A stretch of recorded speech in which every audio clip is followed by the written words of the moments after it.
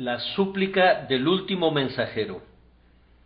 Por último, teniendo aún un hijo suyo, amado, lo envió también a ellos, diciendo, tendrán respeto a mi hijo. Mas aquellos labradores dijeron entre sí, este es el heredero, venid, matémosle, y la heredad será nuestra. Y tomándole, le mataron, y le echaron fuera de la viña. ¿Qué pues hará el señor de la viña? Vendrá y destruirá a los labradores y dará su viña a otros. Marcos 12, 6 al 9. Hermanos, ustedes conocen la historia del trato de Dios con Israel y del trato de Israel con Dios. El Señor eligió a sus padres, Abraham, Isaac y Jacob, los hizo una raza separada para él, los sacó de Egipto debajo el yugo de hierro, los condujo a través del Mar Rojo, los alimentó durante 40 años en el desierto, los llevó por diferentes lugares y los instruyó de la misma manera que un hombre enseña a su hijo. Cuando se cumplió el tiempo, los introdujo en la tierra que fluye leche y miel, y los puso bajo una dispensación eminentemente benévola y llena de ternura, en la que, como nación, pudiesen gozar de prosperidad ininterrumpida, y se sentará cada uno debajo de su vid y debajo de su higuera, y no habrá quien los amedrente. Todo lo que requería de ellos era que Él fuera su Dios, que no pusieran ídolos en lugar suyo y que obedecieran sus estatutos. Ay, desde el principio imitaron a las naciones entre las que vivieron, adoraron a los dioses de Egipto cuando estaban en el desierto, y en Canaán fueron tras las deidades corruptas de las naciones. Adoraron a dioses inmundos con ritos obscenos, hicieron pasar a sus hijos por el fuego en honor a Moloc, e hicieron cosas horrendas que irritaron al Altísimo. En su longanimidad les envió profetas, uno tras otro, profetas que recibieron trato indigno de mano de ellos cuando reprendían sus pecados. Los profetas fueron escarnecidos, perseguidos y muertos a filo de espada.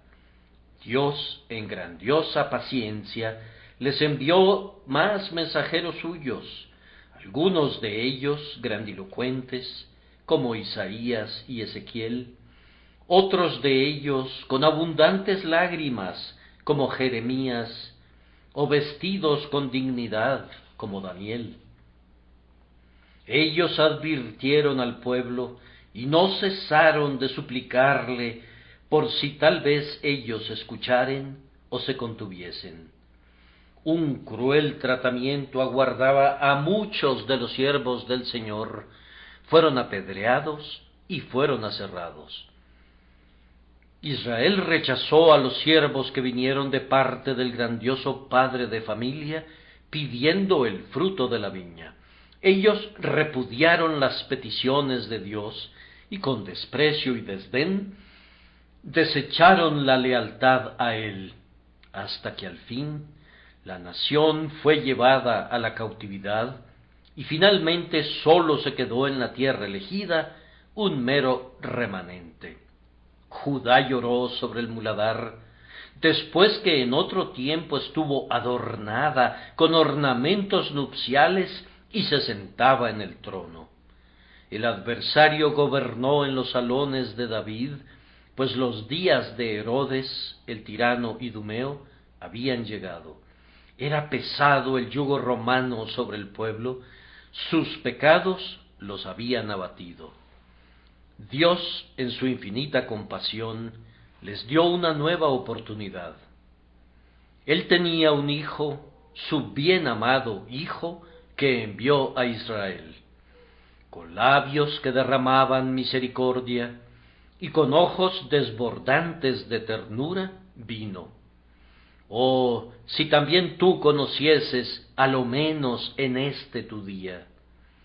Él lloró sobre la ciudad que no quería ser salvada, pero su advertencia y su llanto se perdieron en un pueblo ciego. Aquellos que habían rechazado a los profetas, también rechazaron al Señor. La suerte de los profetas se repitió en el heredero. Matémosle, se dijeron, y le dieron muerte de cruz. Ustedes conocen la historia. Está llena de infinita misericordia de parte de Dios y de culpa sin medida de parte del hombre. Dios pareció excederse en su longanimidad, y el hombre se sobrepasó en su desvergonzado desafío al Altísimo. El pecado culminó en el asesinato del Hijo de Dios. Alcanzó su cima suprema de horror cuando se escuchó el grito: ¡Crucifícale! ¡Crucifícale! Sí, ellos crucificaron al Señor de gloria. ¿Qué tiene que ver esto con nosotros? No voy a predicar esta mañana simplemente para repasar un tramo de la historia antigua que no tiene ninguna relación con nuestro tiempo. No considero así la muerte de nuestro Señor. Tengo ansiedad por alcanzar las conciencias de los hombres de ahora, y si fuera posible, ganar para el bendito heredero de todas las cosas que se ha levantado de los muertos a algunas personas que tienen una parte en su muerte. Quisiera llevar al grandioso Señor de la viña los frutos de la viña que Él mismo ha plantado, y quisiera incitar a muchos corazones a que se sometan a Él, al recordar las lesiones impías que fueron infringidas a sus siervos y a su Hijo. Anhelo que el Espíritu de Dios se mueva silenciosamente sobre esta audiencia el día de hoy, conforme intente usar este pasaje, no en su aplicación más estricta, sino más bien en una aplicación tal que el Espíritu de Dios apruebe con seguridad. Que Él bendiga la palabra del Salvador para usos presentes, que podamos arrepentirnos en este día. El hecho es que a menos que hubiésemos sido cambiados por la gracia divina, todos rehusaríamos prestar a nuestro grandioso Dios el servicio que le es debido. Él nos ha puesto aquí y nos ha dado vida como una viña para que la cultivemos, pero muchos han cultivado esa viña enteramente para ellos mismos y sus familias y amigos, y no para su Dios, su Hacedor. No hay Dios en ninguno de sus pensamientos. Ahora, el Señor ha enviado a tales personas, a muchos mensajeros. No hemos tenido ningún profeta que viva entre nosotros en estos días, pero tenemos la palabra de Dios y el registro de los testimonios de sus inspirados mensajeros, y estos nos hablan virtualmente. Tenemos a Moisés y los profetas. Ellos nos están hablando también ahora. Además, hemos estado rodeados de hombres de Dios y cercados por santas mujeres que han apelado a nosotros en el nombre de Dios. Han sido urgidos por el amor de su corazón a hablar y han tratado de conducirnos al arrepentimiento de nuestra rebelión pasada y a entregarnos de inmediato a Dios. Muchas son las voces a nuestro alrededor que nos persuaden a entregar al grandioso Señor de la viña lo que le es debido, pero en muchos casos ninguna de esas voces ha tenido éxito. Por último, Dios nos ha enviado a su Hijo para que Él en persona nos repitiera amorosamente y con mayor énfasis los requerimientos del Señor de amor. La sabiduría encarnada clama a nosotros hoy: dame, hijo mío, tu corazón. Jesús nos advierte: antes, si no os arrepentís, todos pereceréis igualmente. Él pone ante nosotros el camino de la reconciliación y nos ordena que creamos en Él y vivamos. Con muchas parábolas encantadoras, quiere invitar al hogar al hijo pródigo que está lejos y atraerlo al pecho del amor perdonador. La propia venida del Hijo de Dios en forma humana, como Emmanuel, Dios con nosotros, es la gran súplica del amor para la reconciliación. ¿Quién puede resistir un argumento tan poderoso? Es en la persona de Jesucristo que Dios hace su última y más poderosa apelación a la conciencia humana.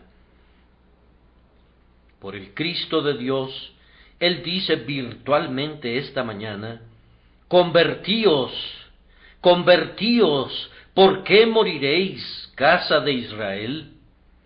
Y le pido a Dios que la respuesta de muchos corazones sea: venid y volvamos a Jehová, porque Él arrebató y nos curará.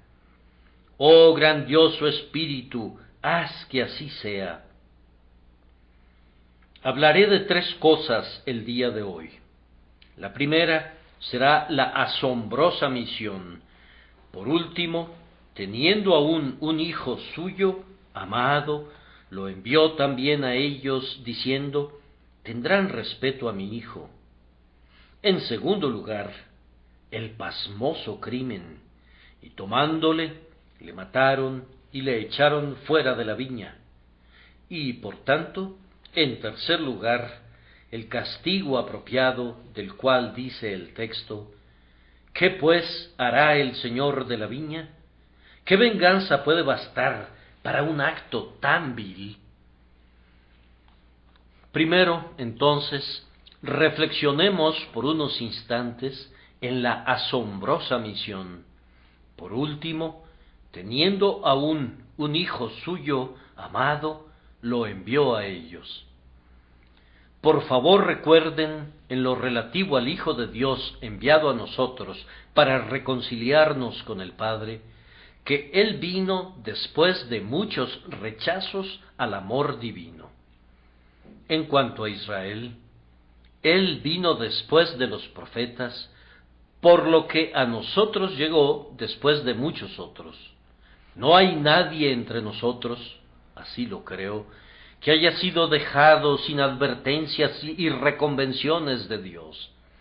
Él comenzó temprano con algunos de nosotros, llamándonos como Samuel, cuando todavía éramos niños. Repitió esos llamados a través de los días de nuestra juventud. Pecar, para nosotros, no fue barato. No nos descarriamos nunca. Había un algo interno que nos alaba de la manga y nos advertía de nuestro comportamiento erróneo. Hemos sido llamados a Dios por las más fervientes súplicas de hombres fieles y mujeres afectuosas. Se nos han predicado sermones que habrían conmovido a corazones de piedra. Pero, aun así, aunque sacudidos momentáneamente, permanecimos siendo obstinados enemigos de Dios, deshonestos en cuanto a sus reclamos, entregados a este mundo y olvidadizos del mundo venidero. Después de todas estas repulsas, si el Señor hubiere cerrado el cofre de la misericordia y hubiese abierto la redoma de la venganza y la hubiera derramado sobre nosotros, ¿quién habría podido reprocharle? En vez de lo cual, Él, todavía en su longanimidad piadosa, nos habla por su Hijo.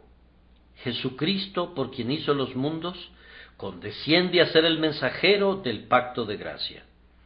Él mansamente nos recuerda nuestras ofensas contra el grandioso Padre, nuestra terquedad en no regresar a Él, y el tremendo peligro al que nos exponemos al permanecer en oposición al grandioso Dios.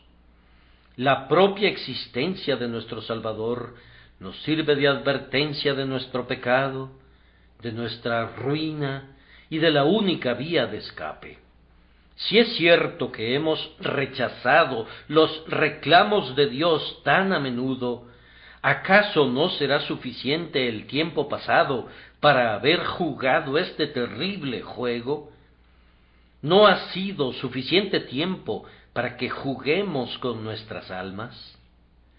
Oh Señor, ¿durante cuánto tiempo los hombres harán el papel de insensatos y pondrán en riesgo sus almas inmortales?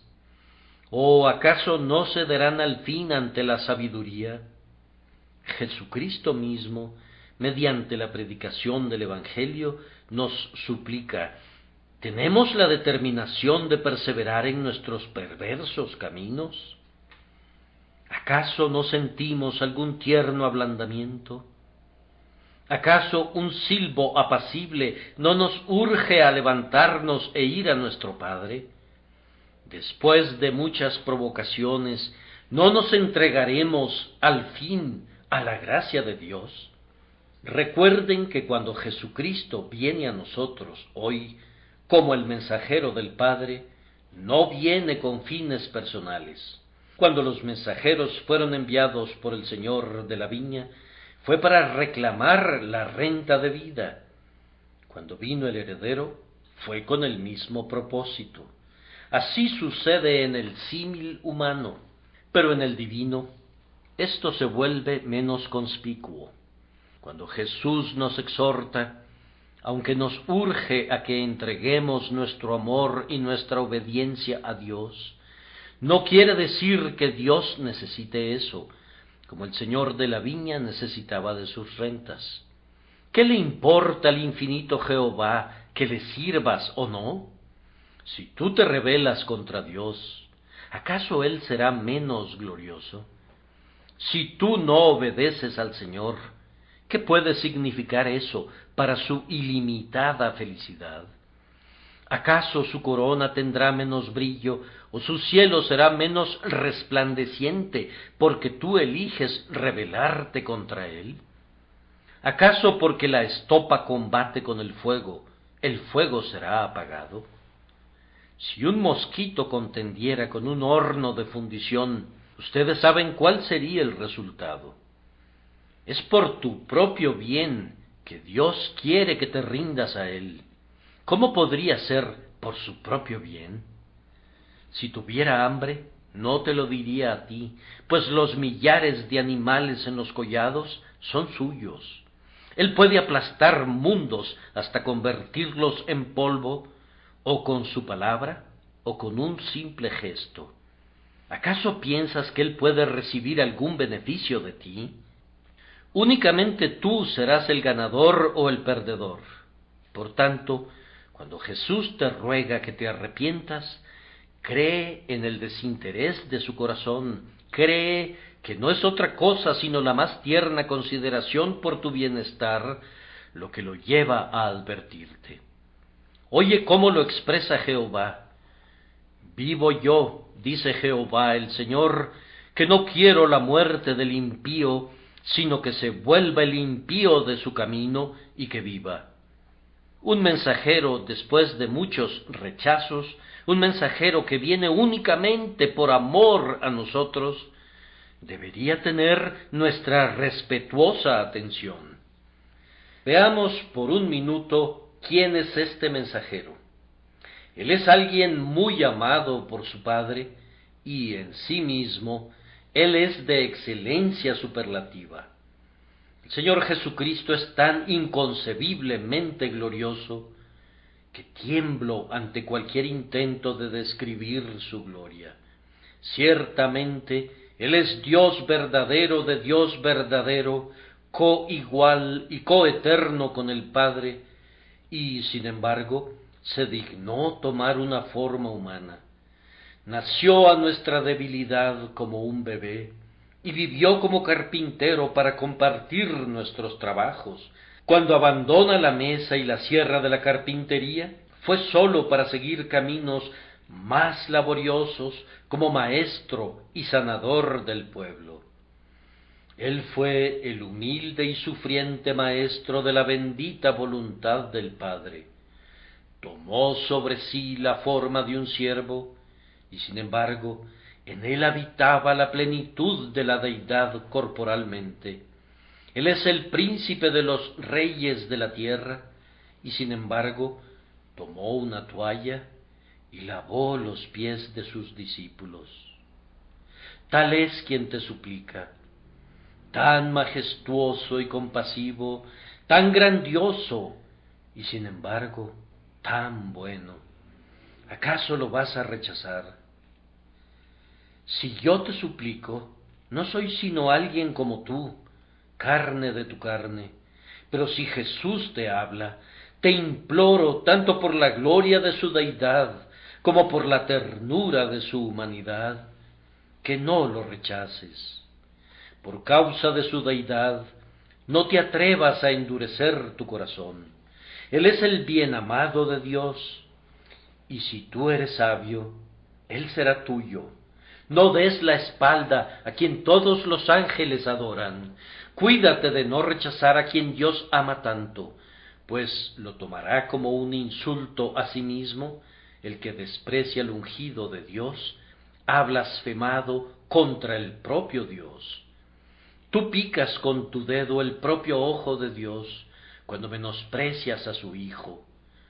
Al contristar al Cristo, ciertamente vejas el propio corazón de Dios, por tanto no lo hagas. Te imploro, entonces, por el amor que siente Dios por su Hijo, que escuches a este incomparable mensajero de misericordia que ansía persuadirte para que te arrepientas. Ya he dicho que Él es tan glorioso que no puedo describirle, por tanto diré únicamente que su benignidad es tan conspicua como su gloria. No hubo nunca nadie como Él. Ninguno de nosotros ama a los hombres como Cristo los ama. Y si los amores de todos los que poseen un tierno corazón en el mundo fueran exprimidos conjuntamente, no producirían sino una gota en comparación con el océano de compasión de Jesús. Desde siempre sus deleites fueron con los hijos de los hombres, y aunque él habría podido ser feliz en medio de los ángeles, dejó su compañía para asumir nuestra raza inferior. Sí, él se desposó con nuestra naturaleza, y se volvió hueso de nuestro hueso y carne de nuestra carne, por amor de ese selecto grupo que él llama su novia. No escondió su rostro de la vergüenza, ni de los escupitajos, ni su cuerpo del derramamiento de sangre, ni su alma de la mortal agonía, sino que él amó a su iglesia y se entregó a sí mismo por ella. Es este amante de almas el que se convierte en medianero de Dios ante nosotros y nos suplica que terminemos con nuestra rebelión. No lo rechacen. Si fuera duro y sin amor, yo podría imaginar que se active toda la obstinación de la naturaleza de ustedes. Pero su amor, que sobrepasa el amor de las mujeres, merece otro trato. Si lo rechazas, te responde con lágrimas. Si lo hieres, su sangre te limpia. Si lo matas, muere para redimir. Si lo entierras, se levanta de nuevo para traernos resurrección. Jesús es la manifestación del amor. Corazón de piedra, ablándate, ablándate, quiébrate, conquistado por la cruz de Jesús. Mira su cuerpo, magullado, rasgado, cubierto por una costra de sangre. Alma pecadora, ¿qué has hecho tú? Crucificaste al único Hijo de Dios. Además, su manera es muy persuasiva. Cuando he estado intercediendo ante Dios por los hombres, y he terminado mi intercesión, he temido que algo en mi tono o en mi manera haya motivado que mi súplica fallara. No soy, tal vez, tan tierno como debería, ni hay suficiente pasión en mis tonos. Si pudiera hacerlo mejor, iría a cualquier escuela para aprender. Dios me ha enviado a menudo a la escuela del sufrimiento para instruirme al respecto, y, sin embargo, confieso mis fallas con profunda pena. Pero cuando Jesús, mi Señor, les suplica a ustedes, esta acusación no puede ser lanzada contra él. Su súplica es perfecta. Cuando Jonás predica, sus tonos son ásperos y su espíritu es prohibitivo. Pero eso no puede decirse nunca de Jesús. Cuando Jeremías llora, hay un acompañamiento de amarga queja dentro de la dulce aflicción de su amor. Pero no sucede nunca así con Jesús. Jamás hombre alguno ha hablado como este hombre. Si alguna vez sus palabras truenan, como ocurre a menudo, aún en ese trueno se oye la voz del amor. Cuando hace brillar el relámpago del juicio contra escribas y fariseos, aún así, tiernas gotas de misericordia siguen a cada llama de fuego. Él es severo porque es tierno. Sus expresiones de terror nacen de un amor que no se atreve a ocultar la verdad, aunque le rompa su corazón decirlo. Dios es amor, y Cristo es el amor encarnado de Dios entre los hombres. Por tanto, querido oyente, si tú ves algo en mí que desapruebas, censúrame si quieres.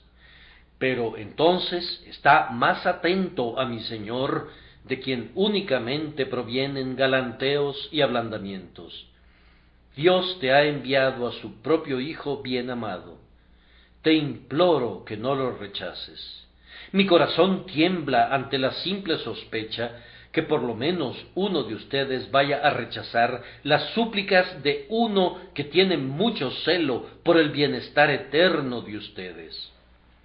Además, cuando Dios envía a su Hijo para que implore a los hombres, les recuerdo que Él no los exhorta a nada que sea para nuestra pérdida, o que vaya en detrimento nuestro. La obediencia a Él es la felicidad para nosotros. Él no nos exhorta a que sigamos una vida de miseria, ni que comencemos un camino que pueda terminar en nuestra destrucción. Todo lo contrario, los senderos que Él quiere que transitemos son senderos de alegría, y todas las veredas por las que nos conduce son de paz. Aún el arrepentimiento es una tristeza encantadora, mucho más dulce que el gozo del pecado. Aquellos que se arrepienten y se vuelven a Dios a través de Jesucristo encuentran tal gozo, tal felicidad, que la tierra se convierte para ellos en el vestíbulo del cielo. Alegres campanas tañen dentro de la casa del Padre cuando un alma regresa al hogar. El grandioso Padre tiene el mayor gozo y toda la casa se regocija con él. Persuadir a ustedes a que sean santos equivale a inducirlos a que sean felices. Exhortarlos a que busquen a Dios equivale a urgirlos a que busquen su propio bienestar. Exhortarlos a que depongan las armas de la rebelión y a que sean reconciliados con el Altísimo es poner ante ustedes el camino más sabio, más seguro y el mejor. Por tanto, escúchenlo a Él. El Señor clama a ustedes desde el cielo: este es mi Hijo amado, a Él oíd. Harían bien en oírlo cuando cada palabra que Él habla busca su salvación. Recuerden, una vez más, que si no oyen al bien amado Hijo de Dios, habrán rechazado su última esperanza. Él es el ultimátum de Dios. Cuando Cristo es rechazado, no queda ya nada. Nadie más puede ser enviado. El propio cielo ya no contiene a ningún otro mensajero. Si Cristo es rechazado, la esperanza es rechazada. Tampoco se convertirían ustedes si alguien se levantara de los muertos, pues Jesús se ha levantado de los muertos y ustedes lo han rechazado. Yo quisiera que cada uno de mis oyentes inconversos recordara que no hay otro evangelio y no hay más sacrificio por el pecado. He oído hablar de una mayor esperanza que la esperanza que el evangelio pone ante nosotros. Es una fábula y no hay nada en la Escritura que garantice eso. Al rechazar a Cristo, habrán rechazado todo. Ustedes mismos se habrían cerrado la única puerta a la esperanza. Cristo, que sabe más que todos aquellos que tienen pretensiones de saber, declara que el que no creyere será condenado. Sólo queda condenación para quienes no creen en Jesús. No hay otro nombre bajo el cielo dado a los hombres en que podamos ser salvos. Esto es muy claro, pues el mayor esfuerzo del cielo ya se ha hecho. ¿Qué más puede hacer Dios? Oh cielos y tierra, yo apelo a ustedes, ¿qué más puede hacer Jehová? Si Él entrega a su Hijo a la muerte, y ese grandioso sacrificio es rechazado, ¿qué queda por hacer? La sabiduría infinita ha hecho lo mejor que ha podido, y el infinito amor se ha superado. Todo lo que los despreciadores pueden esperar es una perspectiva terrífica de juicio. De esta manera, esa asombrosa misión es presentada ante ustedes, y yo les suplico, por amor a ustedes mismos, que no rechacen al que les habla, pues si no escaparon aquellos que les rechazaron cuando habló en la tierra, ¿cómo escapará el que desprecia al que habla desde los cielos? Les suplico que presten atención mientras considero, en segundo lugar, el crimen pasmoso. No fue nada menos que un crimen pasmoso que cuando este señor de la viña envió a su bien amado hijo, los labradores se dijeron el uno al otro: este es el heredero, venid, matémosle, y la heredad será nuestra. Y tomándole, le mataron y le echaron fuera de la viña. No, dirá alguno, nunca matamos al Hijo de Dios. No los acusaré de haberlo hecho literalmente. Eso me haría culpable de exageración. Pero un hombre puede hacer virtualmente aquello que no hace realmente.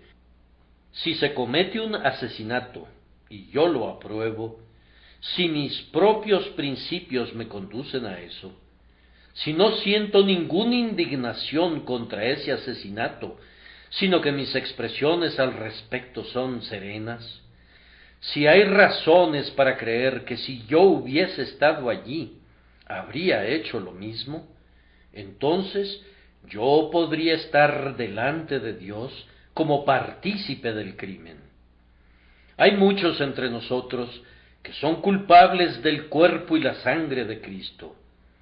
El himno que acabamos de cantar no nos presenta una acusación infundada.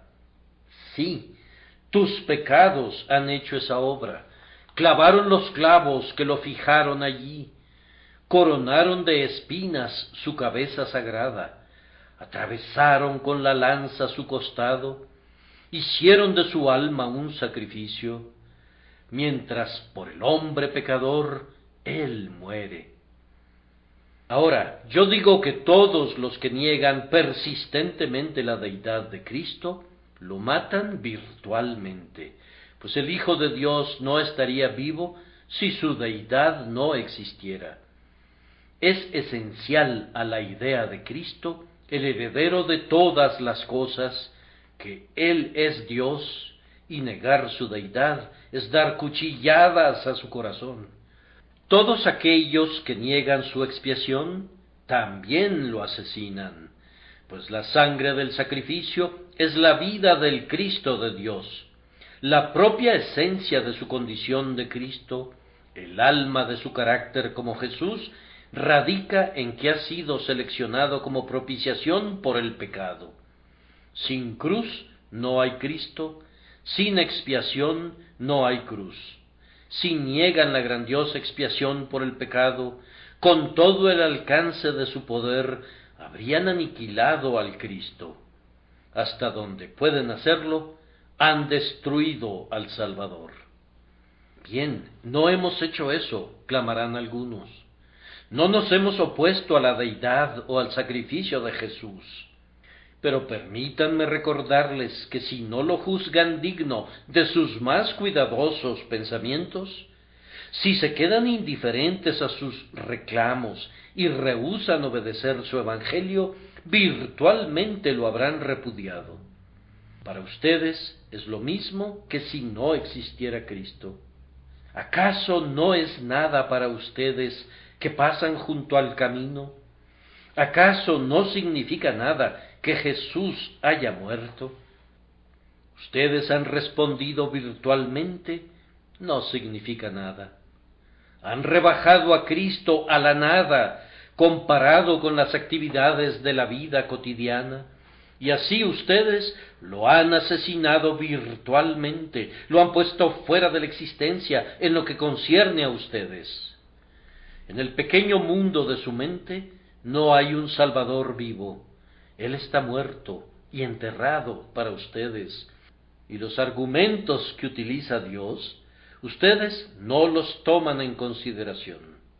Ustedes han estado ocupados toda la semana con distracciones triviales o discusiones sin importancia, pero no se han dignado pensar en Él, cuyo advenimiento al mundo es una maravilla tan grande que si nunca pensaran en otra cosa, pudieran ser justificados en una vida de devota meditación. Quien merece todos sus pensamientos no recibe ninguno. Ustedes no tienen nada que ver con Cristo, con su cruz, con su pueblo o con su causa. Por tanto, y no digo esto con dureza, sino con mucho dolor, ustedes son asesinos de Cristo y son culpables de su sangre. Yo los culpo de quitar de en medio a su Salvador.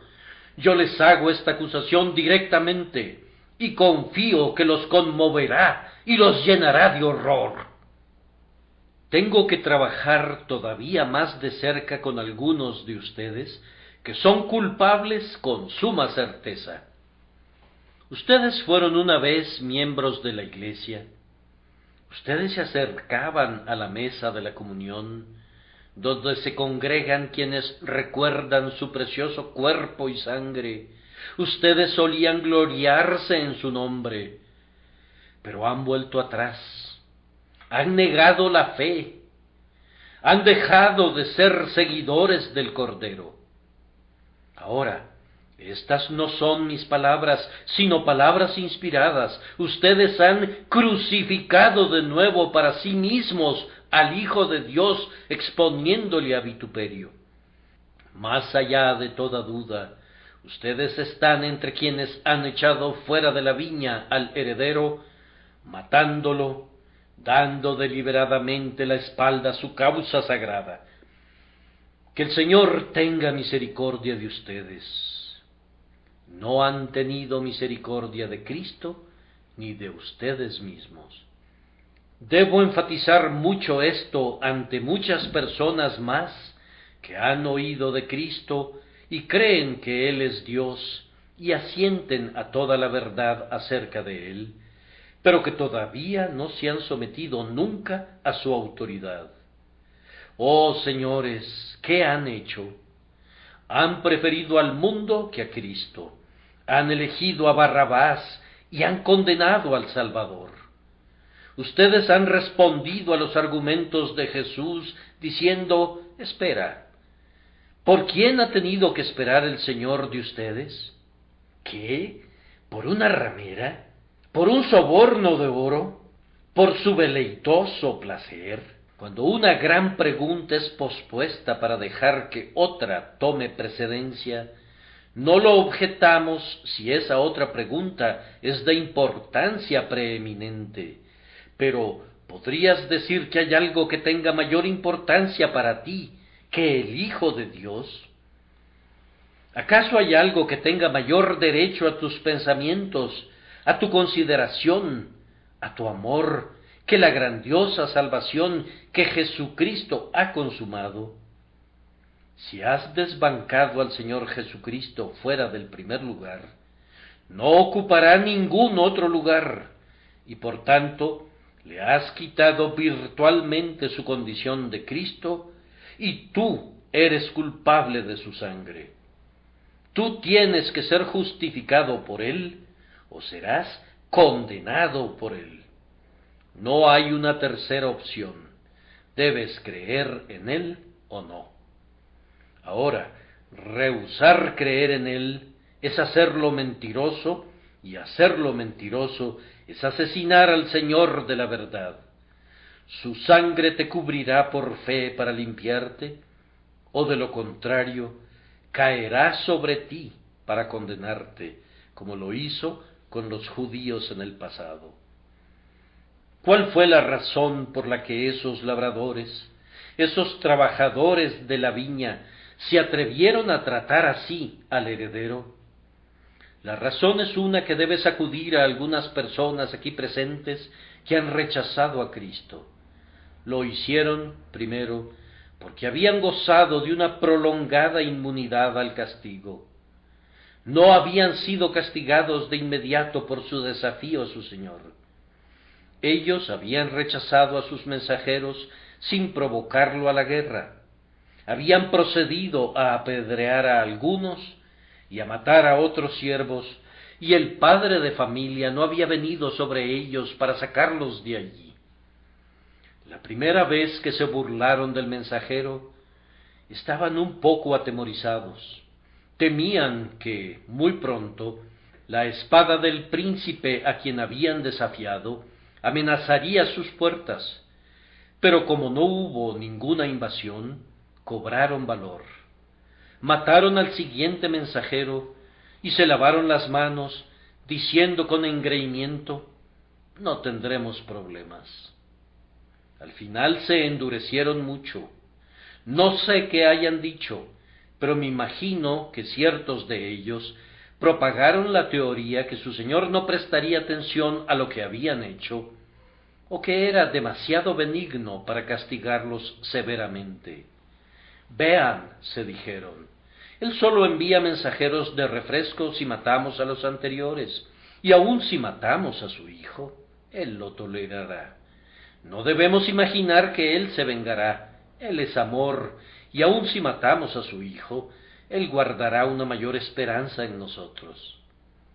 De cualquier manera, parecieron decir, correremos cualquier riesgo, pondremos a prueba su bondad, mataremos a su hijo, y de esta manera lo retaremos a que haga lo peor.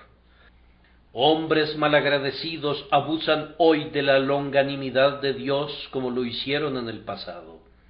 Ellos afirman: bien, he rechazado el Evangelio durante mucho tiempo, he hecho de lado muchas súplicas, pero no estoy muerto, ni he sido atacado de ceguera, ni he sido tumbado de un golpe. Puedo seguir un poco más de tiempo sin ningún riesgo. Puedo rechazar otra vez a Cristo, pues Dios es misericordioso. Ciertos maestros, dicen ustedes, nos dicen que Dios es tan bueno que si matamos inclusive a su hijo, no lo tomará en cuenta. Mataremos a su hijo y así rechazaremos la expiación y pisotearemos la sangre preciosa, y sin embargo no dudamos que todo saldrá bien a la larga y el mal de nuestro crimen será únicamente temporal. Tal vez ustedes no expresen sus pensamientos con esas palabras, pero están diciendo lo mismo con sus acciones. no se atreven a decirlo, y sin embargo está acechando en sus corazones y se manifiesta en sus obras. Correrán un terrible riesgo al no dar la debida importancia al Hijo de Dios. A ustedes esto les parece algo sin importancia, pero el horror se apodera de mí cuando pienso en ello. Oh señores, yo no seré partícipe de su crimen. No cesaré de advertirles que será el más tremendo de todos los riesgos. Tan lleno de gracia como es Él, y Dios ha demostrado su gracia enviando a su Hijo. Sin embargo, Dios no es afeminado ni es injusto.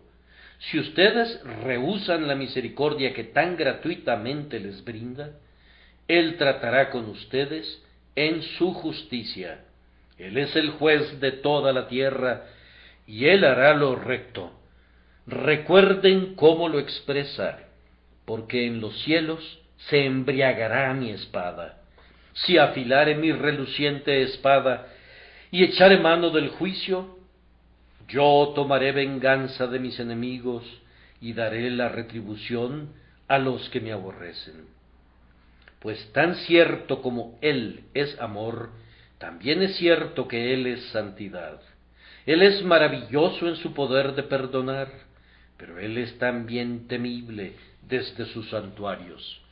Si no se arrepiente, Él afilará su espada, armado tiene ya su arco y lo ha preparado. Entended ahora esto, los que os olvidáis de Dios, no sea que os despedace y no haya quien os libre. La razón más importante, sin embargo, por la que estos labradores determinaron matar al heredero fue esta. Ellos dijeron: la heredad será nuestra. Esto es lo que el corazón del hombre vanamente desea. Dice: deshagámonos de esta plática problemática de la religión, y entonces podremos vivir para nosotros mismos y estudiar nuestro propio placer sin ningún remordimiento de conciencia. ¿No nos pertenecemos a nosotros mismos? ¿Quién señoreará sobre nosotros? Si nos deshacemos de este Jesús, ¿no tendremos esta argumentación pendiendo siempre sobre nosotros, que somos criaturas de Dios y que debemos vivir para Él? No tenemos la intención de servir a Dios. No daremos del fruto de la viña a este padre de familia. Seremos nosotros propietarios. Dios no recibirá nada de nosotros. ¿Quién es Jehová para que nosotros oigamos su voz? Si nos pudiéramos liberar de este asunto de Cristo, podremos vivir como queramos y hacer lo que nos plazca, y nadie nos pedirá cuentas. Si podemos persuadirnos de que la religión no es verdadera, entonces no nos importarán las advertencias y las admoniciones, sino que seguiremos nuestro propio ritmo y disfrutaremos sin restricciones. Una vida corta y feliz nos convendrá. Podríamos gozarnos si este asunto de Dios y de Cristo y de la eternidad pudiera ser desechado. Sí, joven amigo, esto es lo que tu prototipo pensó cuando le dijo a su padre: dame la parte de los bienes que me corresponde. Después lo juntó todo y se fue lejos a una provincia apartada, y allí desperdició todos sus bienes viviendo perdidamente. Esto es lo que tú ansías, pero tu insensatez es sumamente grande. Me duelo cuando miro tu joven rostro y leo el sueño inútil de tu corazón. Poco sabes acerca del cruel tirano a quien sirve el que vive como quiere. Que Dios me conceda que nunca viva como mis concupiscencias pecaminosas quieren que viva. Preferiría ser una máquina y ser compelido a hacer siempre lo que es recto, que tener libre albedrío y con ese libre albedrío entregarme a hacer lo que es malo. Pero no se necesita convertirse en una máquina. La gracia de Dios puede hacerte más libre en la santidad que en el pecado. La gracia puede hacerte más libre en el servicio de Dios que en el servicio de ti mismo. El yo subyace en el fondo de todo rechazo de Cristo. Matémosle y la heredad será nuestra. Ah, mi oyente, no será tuya, y si fuese tuya por poco tiempo, y pudieras hacer lo que quisieses con ella, recuerda que la heredad que es ganada de esa manera pasará rápido, y tú mismo pronto estarás ante el trono del juicio de Cristo para dar cuentas de las obras hechas en el cuerpo, ya sean buenas o ya sean malas. ¿Y qué harás tú, que has asesinado a tu Salvador? ¿Qué harás en aquel día, tú que has vivido y has muerto sin salvación? Debo concluir con este tercer encabezamiento, que es tan terrible para mí, el castigo apropiado. No supongo que el pensamiento de este tema sea ni la mitad de terrible para cualquiera aquí presente que sea inconverso, como lo es para mí. Tiemblo cuando medito en la ira venidera. Qué contento estaría si no tuviese que predicar sobre un tema así. Pero debo predicarlo, o sería un traidor a Dios y un enemigo de ustedes. Si ustedes perecen, su sangre será requerida de mis manos, si yo no les hubiera advertido acerca del castigo del pecado. El Salvador lo expresa de esta manera. ¿Qué pues hará el Señor de la viña con estos labradores? Él deja que nuestra conciencia decrete el castigo. Él deja que nuestra imaginación prescriba la suficiente condenación para un crimen tan horrendo, tan atrevido, tan cruel. Ellos han matado al hijo único de su Señor. ¿Qué hará Él con estos labradores? Aquí debo insertar un pasaje terrible que me produce una carga comentar. En este momento presente, me temo que esta parábola está siendo escrita nuevamente en la historia de la Iglesia de Dios. Dios ha puesto en su viña, o ha permitido que venga a su viña, un número de maestros religiosos que no le están dando el honor que le es debido.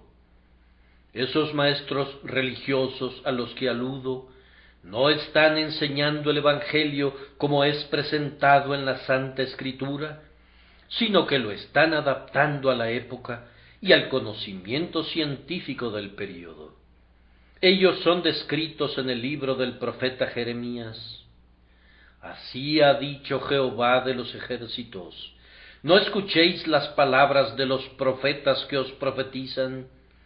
Os alimentan con vanas esperanzas, hablan visión de su propio corazón, no de la boca de Jehová.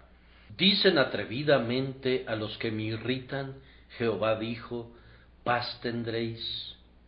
Y a cualquiera que anda tras la obstinación de su corazón, dicen, no vendrá mal sobre vosotros. Dan los pensamientos de su propio corazón en vez de la revelación de Dios. Así establecen otro evangelio que no es otro, pero hay algunos que los perturban. Mi temor es que el Señor no soporte por más tiempo a estos labradores. No soportará por más tiempo a estos profetas que profetizan el engaño de su corazón. Él traerá reproche eterno sobre ellos y los eliminará en su ira. Él destruirá a esos hombres malvados y dará su viña a otros labradores que traten más fielmente con las almas de los hombres. Yo siento en mi propia alma que debe ser así. Yo no me atrevo a vivir predicando mis propias invenciones, no me atrevo a morir predicando mis propios pensamientos o los pensamientos de otros. Debo publicar el mensaje de mi Señor o debo ser maldito. El espíritu de la época es el espíritu de la arrogante autosuficiencia. A nosotros nos corresponde sentarnos a los pies de Jesús. Mi Señor me dirá un día: yo te di un mensaje, ¿lo entregaste? Te ordené que hablaras en mi nombre. ¿Hablaste mis palabras o las tuyas? Te di una revelación. ¿Entregaste esa revelación tan bien como podías hacerlo? ¿O inventaste algo nuevo que brotó de tu propio cerebro? Yo sé cómo responderé. Me temo que una terrible condenación aguarda a quienes persiguen las modernas falsedades del día. Aunque sean clérigos o ministros disidentes, una indecible y horrible condenación de la diestra de Dios aguarda a quienes prostituyen el oficio del ministerio para publicar filosofías humanas en vez de enseñar el evangelio del bendito Dios. Hermanos, cuídense que ninguno de nosotros peque contra el Espíritu Santo, poniendo nuestros sueños en rivalidad con sus certezas. Oren por quienes lo hacen, para que Dios trate con ellos con prontitud en venganza.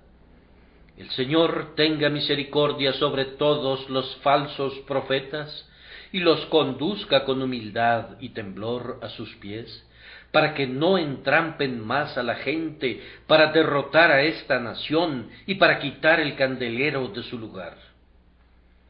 Regreso a ustedes, a los que ya me dirigí con anterioridad.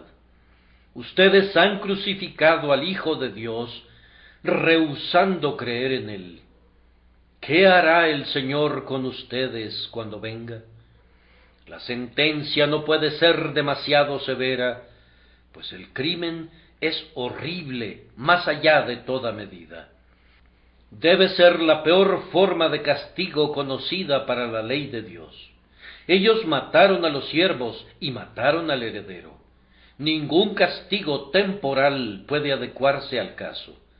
Los que abogan por una condenación ligera por tal crimen deben ser rebeldes en sus propios corazones.